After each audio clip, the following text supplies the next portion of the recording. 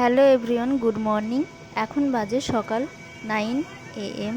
আমরা বেরিয়ে পড়েছি ডক্টরের কাছে যাওয়ার জন্য গোবরডাঙ্গায়, ডক্টর তনুজ কুমার রয়। সোনার গায়ে একটু র্যাশ বেরিয়েছে, তো সেই জন্য সোনাকে ডক্টর দেখাতে নিয়ে যাচ্ছি।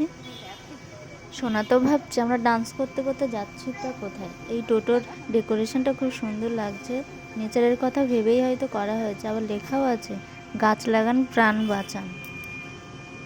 আজ ওয়েদারটা একদমই ভালো নেই, সকাল থেকে ঝিরিঝিরি বর্ষা পড়ছে, তার মধ্যেই আমরা বেরিয়ে পড়েছি আর চলেও এসেছি ডক্টরের চেম্বারে।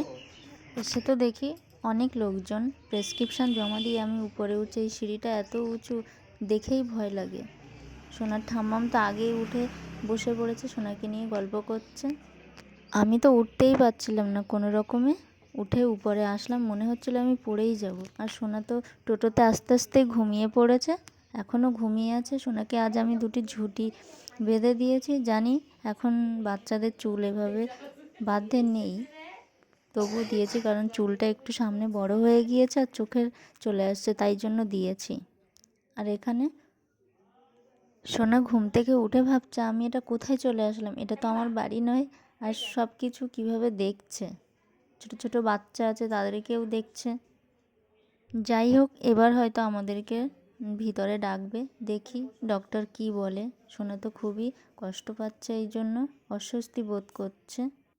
আমাদের ডক্টর দেখানো হয়ে গিয়েছে, এবার আমরা বেরিয়ে পড়েছি বাড়িতে যাওয়ার জন্য। ডক্টর বলল যে অয়েল ম্যাসাজ করার জন্য এরকম র্যাশ বেরিয়েছে, এখন থেকে কোনো তেল ব্যবহার করা যাবে না, তবে সাবান ব্যবহার করা যেতে পারে। 1 মাস পরে আসতে বলেছে, ওষুধ দিয়েছে, সেটা ব্যবহার করতে বলেছে, তারপর 1 মাস পরে আবার আসবো।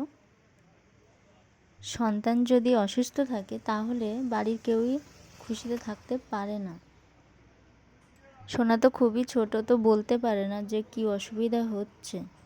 সব কিছু বুঝে নেওয়ার চেষ্টা করি যে কেন এরকম করছে। সোনা টোটোতে উঠে আবার ঘুমিয়ে পড়েছে, যখনই কোথাও যায় তখন বার হলেই সোনা কোলে ঘুমিয়ে পড়বে। এটাই হলো প্রথম কাজ সোনার কোথাও বেরিয়ে। সামনেই কালী মন্দির, তারপর ব্রিজ হয়ে বাড়ির দিকে যাব। আজ তো বর্ষা হচ্ছে, সেজন্য খুবই ঠান্ডা লাগছে।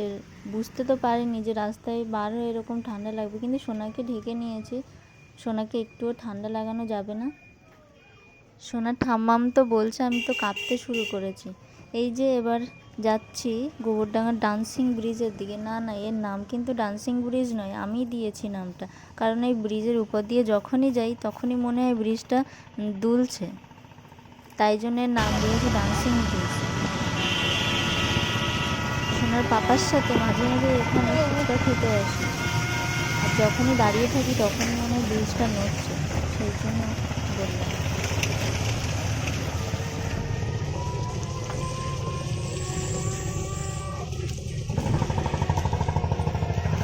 ডক্টর যেভাবে বলেছে এবার সেভাবেই সোনার খেয়াল রাখতে হবে, সব কিছু পরিষ্কার পরিচ্ছন্ন রাখতে হবে। এই ক্রিমটা দিয়েছে লাগানোর জন্য, 1 মাস পরে আবার যাব। ক্যান্ডিড পাউডারও বলেছে সবসময় লাগাতে।